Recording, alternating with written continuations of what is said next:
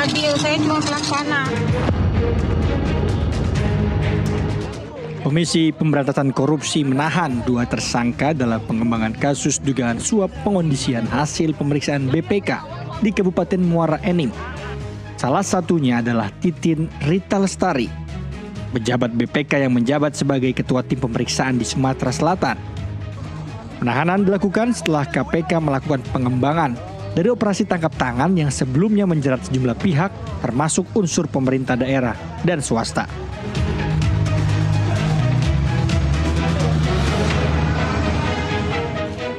Kasus ini berkaitan dengan dugaan suap untuk mempengaruhi hasil pemeriksaan BPK terhadap pengelolaan keuangan dan proyek di lingkungan pemerintah Kabupaten Muara Enim. Penyidik menduga terjadi pengaturan terhadap temuan audit yang berpotensi memengaruhi hasil akhir pemeriksaan lembaga negara itu. Berdasarkan kecukupan alat bukti dalam dugaan tindak pidana korupsi penerimaan hadiah atau janji oleh penyelenggara negara atas audit laporan keuangan oleh BPK di Kabupaten Muara Enim, Provinsi Sumatera Selatan tahun anggaran 2025, KPK kemudian menetapkan 5 orang tersangka. Sebelum ditahan, Titin sempat membantah menerima uang suap dan menyebut dirinya hanya pelaksana dalam proses pemeriksaan. Ia juga menyinggung adanya pihak lain dalam struktur berjenjang yang diduga mengetahui atau terlibat dalam alur perkara itu.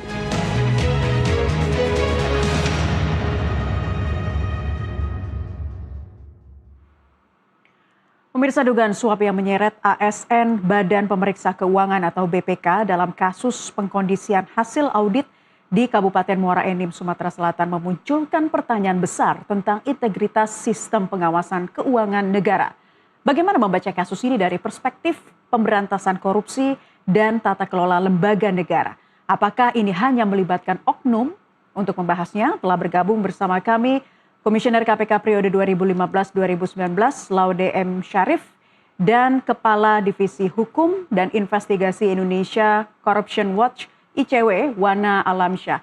Kita sapa terlebih dahulu Mas Wana Alamsyah. Selamat sore, terima kasih telah bergabung di kesempatan NTV Prime. Dan nanti rencana pemirsa akan segera bergabung bersama kami Laude M. Syarif. Saya ingin ke Mas Wana terlebih dahulu ya. Bagaimana ICW membaca dugaan suap yang melibatkan ASN BPK dengan pengkondisian hasil audit yang terjadi di Kabupaten Muara Enim, Sumatera Selatan, Mas Wana? Ya, terima kasih banyak Mbak Naila, selamat sore. Jadi kami melihat bahwa kasus yang terjadi di Muara Enim ini yang melibatkan anggota BPK, rasanya ini bukan kali pertama saja. Paling tidak ICW mencatat sejak tahun 2017, paling tidak sampai 2024 terakhir begitu, kami mencatat ada ini kasus-kasus yang besar begitu ya. Ada 4 kasus yang terkait dengan anggota BPK dan hampir keseluruhannya itu terkait dengan suap menyuap. Apa yang disuap dan apa objek yang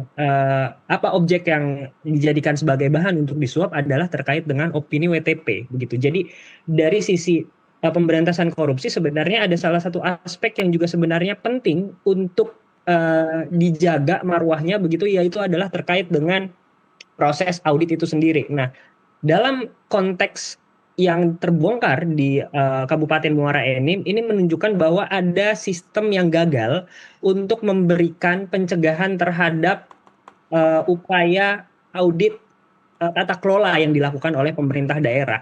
Dan kami menduga bahwa jual beli WTP ini pun juga tidak hanya terjadi di Kabupaten Muara Enim saja begitu. Mengapa kami bisa menyampaikan hal semacam ini? Karena tadi sejak tahun 2017 misalkan kami mencatat ada telah terjadi suap auditor BPK terkait dengan opini WTP di Kementerian Desa misalkan begitu ya. Lalu kemudian ada terkait dengan pemeriksaan proyek spam di Kementerian PUPR, pemerintah Kabupaten Bogor, dan terakhir misalkan kita melihat bahwa yang terjadi di kasusnya BTS dan beberapa di antaranya itu sebenarnya melibatkan anggota BPK RI. Mbak Naila begitu. Okay. Nah, sebenarnya yang menarik kalau kita tadi mendengar dari VT-nya Nusantara TV, ada cuplikan dari tersangka Titin begitu yang menyampaikan bahwa jangan hanya dia saja yang ditangkap karena dia hanya sebagai pelaksana begitu. Nah, ini yang menarik kita gali begitu ya. Oke.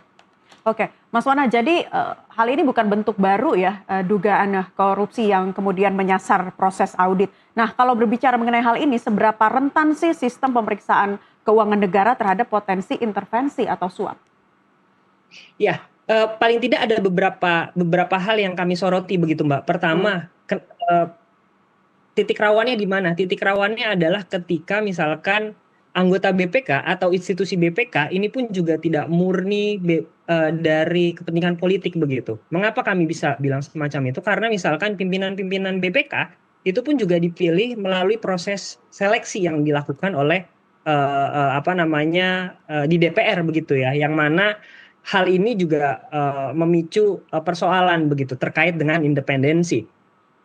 Karena kami melihat misalkan rekrutmen anggota BPK ini sangat politis, dan kalau kita lihat misalkan mayoritas pimpinan BPK yang terjerat terjerat korupsi begitu, itu berasal dari partai politik atau ex anggota DPR begitu ya.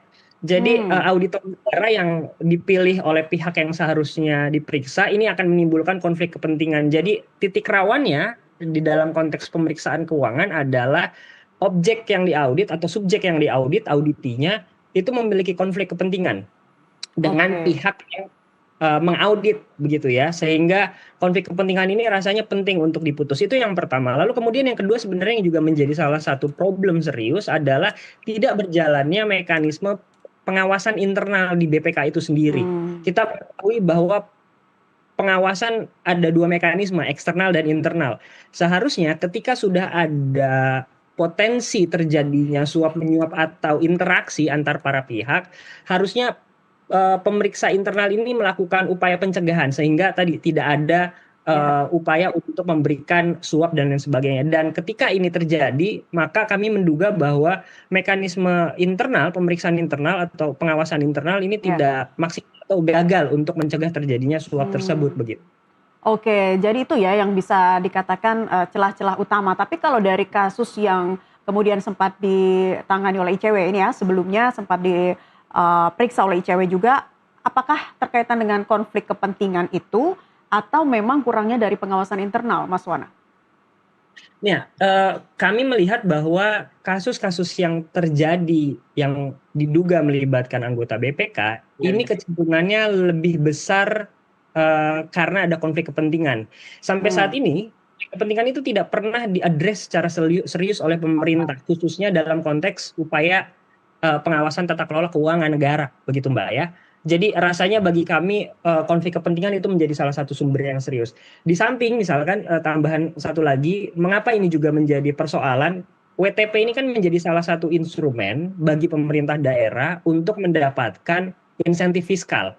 Ketika nilai WTP-nya jelek, begitu misalkan nilai opininya jelek, maka insentif fiskalnya ini akan berpengaruh juga. Insentif fiskal tersebut pun juga berkaitan dengan transfer keuangan daerah yang tahun lalu misalkan dipotong oleh Presiden Prabowo, begitu ya. Dan rasanya ketika melihat adanya upaya pemotongan TKD yang dilakukan oleh pemerintah pusat dan kemudian ada kasus yang terjadi di Kabupaten Muara Enim, kami malah patut menduga akan ada potensi jual beli WTP gitu untuk mendapatkan insentif fiskal di tengah adanya pemotongan TKD dari tingkat pusat, begitu Mbak Naila. Oke, berarti kalau kemungkinannya sampai ke sana, apakah ICW juga menilai ini adalah persoalan sistemik? Yes, kami menilai ini persoalan sistemik. Jadi ini bukan hanya sekedar terkait dengan jual beli WTP untuk mendapatkan nilai yang bagus, tapi di sisi lain kita juga harus melihat ketika mendapatkan nilai bagus, apa implikasi yang diterima oleh daerah begitu ya. Implikasinya adalah insentif fiskal begitu. Jadi oleh sebab itu kami menduga bahwa jual beli WTP ini itu bukan hanya terkait dengan scoring saja secara kuantitatif, tapi juga ada nilai lebih begitu terkait dengan anggaran yang nantinya bisa diterima oleh daerah. Oke, salah satu tersangka Titin ini menyebut bahwa ada keterlibatan atasannya begitu ya. Ini sudah disebut-sebut olehnya dalam kasus dugaan suap ini. Nah, kalau ICW melihatnya, apakah KPK sudah cukup progresif dalam menelusuri keterlibatan tersangka lainnya mungkin? Ya, kalau kita lihat dari upaya penindakan yang dilakukan oleh KPK saat ini, paling tidak kita melihat ada 2 stage, Mbak. Pertama adalah dari sisi pemerintah daerahnya terlebih dahulu, begitu. Lalu kemudian sekarang adalah dari sisi auditornya. Nah, sebenarnya yang kami harapkan gitu dan kami dorong kepada KPK adalah eh, mari kita coba untuk melihat kembali siapa lagi aktor yang terkait dengan auditor BPK ini. Apakah ada dugaan yang melibatkan petinggi-petingginya, misalkan seperti itu ya, seperti yang disebutkan oleh Titin begitu, ketika ditetapkan sebagai tersangka. Oke, kita juga sudah terhubung dengan Pak Laude M. Syarif. Selamat sore, Pak Laude. Selamat sore. Mohon maaf saya telat ya. Baik, Pak Laude, seberapa serius Anda melihat kasus dugaan suap yang melibatkan pemeriksa BPK ini dibanding kasus korupsi daerah pada umumnya? Ya ini bukan hal yang pertama sih sebenarnya. Jadi seriusnya itu dari dulu banget. Bahkan dulu waktu saya di KPK juga pernah kita mentersangkakan pimpinan dari BPK. Jadi sebenarnya itu bukan rahasia umum, itu sistemik dan itu biasanya karena itu kan sangat berpengaruh terhadap kalau untuk di daerah itu adalah transfer fiskal dari pusat ke daerah. Kalau misalnya dia nggak WTP, itu biasanya agak susah itu untuk meningkatkan anggaran dan sebagainya. Sehingga oleh karena itu mereka akan selalu berusaha untuk mendapatkan nilai WTP itu. Perlu juga saya jelaskan bahwa ini bukan cuma daerah, kementerian dan lembaga pun seperti itu. Dan oleh karena itu maka BPK itu akhirnya dipolitisasi. Siapa-siapa yang akan duduk menjadi ketua BPK dan juga yang menjadi anggota BPK itu juga dipolitisasi. Akhirnya BPK itu tidak lagi menjadi sebagai independent agency sebenarnya yang harusnya dia itu menjadi Supreme Audit Board.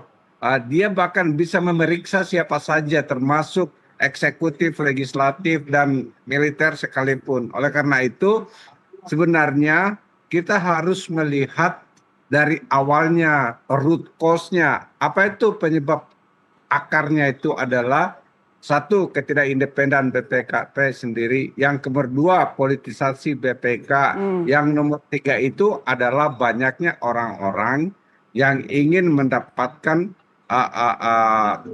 keuntungan dengan mengabuse kekuasaan mereka seperti itu. Jadi apakah ditanyakan ini seberapa serius? Ini sangat serius dan ini kan yang kecil, belum yang besar-besar yang lain, gitu Pak. Oke, Pak Laude, tadi juga sempat dijelaskan oleh Mas Wana dari ICW ya, bahwa ada beberapa kemungkinan yang menjadi celah utama adanya korupsi di lembaga audit negara. Di antaranya ada konflik kepentingan ya, kemudian juga kurangnya atau minimnya pengawasan internal. Nah, kalau Anda lihat di kasus Muara Enim ini seperti apa? Ya, pengawas internal dari BPK itu memang sangat kurang ya. Bahkan sebenarnya kalau dari segi yang mengaudit BPK itu tidak ada di Indonesia ya seperti itu. Yang mengaudit itu adalah lembaga-lembaga BPK yang lain. Lembaga-lembaga BPK yang lain. Kebetulan dulu waktu sebelum saya menjadi komisioner di KPK, saya pernah membantu BPK negara lain itu menjadi semacam konsultannya mereka untuk melihat keindependenan dari BPK Indonesia. Salah satunya itu mereka melihat kok ini ditentukan ada periodisasinya, dipilihnya melalui kayak mekanisme politik yang sangat yang sangat berbau politik seperti itu. Itu salah satu kelemahan. Kalau misalnya di negara lain, kedudukan anggota BPK itu seperti kayak ketua Mahkamah Agung biasanya itu. Jadi itu kayak permanent appointment, jadi nggak mungkin digoyang-goyang seperti itu. Jadi memang BPK itu sangat perlu saya tidak terlalu percaya dengan internal pengawas internal BPK itu sendiri. Karena apa? Ya. Yang di luar pun hampir tidak punya kekuasaan untuk mengetahui apa yang terjadi secara internal. Satu-satunya yang bisa diharapkan adalah permintaan dari luar. Namanya itu social demand. Ya, jadi permintaan masyarakat untuk melihat BPK-nya itu tidak disalahgunakan.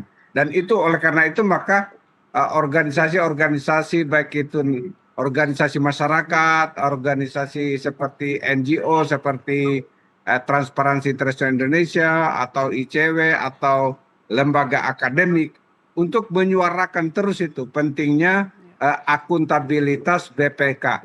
Karena aneh, dia menjaga akuntabilitas seluruh Republik Indonesia, tapi akuntabilitas dirinya sendiri hampir-hampir tidak pernah ada. Seperti itu. Ya, kalau lembaga audit negaranya saja bisa disuap, lalu seperti apa nantinya ya publik bisa percaya terhadap lembaga ini? Baik, Pak Laude dan juga Mas Wana, nanti kami masih akan melanjutkan perbincangan usai jeda azan maghrib berikut ini pemirsa. Tetaplah di NTV Prime, kami akan kembali sesaat lagi.